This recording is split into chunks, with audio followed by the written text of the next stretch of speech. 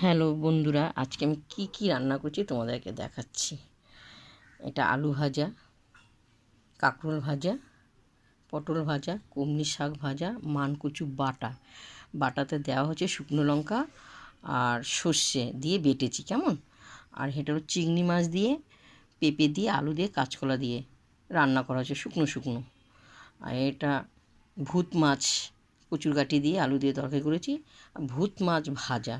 এটা ভাত দেখতে পেয়েছো আজকে দুপুরবেলা। এটা কিন্তু আমি খাবো, কেমন। হ্যালো বন্ধুরা, আজকে কি রান্না করেছি তোমাদেরকে দেখালাম, কেমন।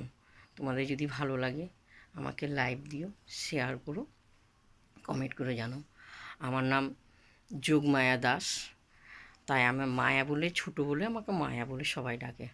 তা তোমাদের সকলকে বলছি, তোমরা আমার পাশে থেকো, আমি তোমাদের পাশে থাকবো।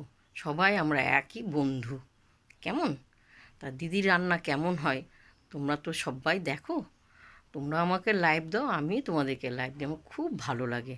তো আশা করি তোমরা সকলে ভালো আছো, আমিও ভালো আছি। এখন আমি খেতে বসবো, এসো দিদির বাড়িতে, কেমন, খেতে এসো।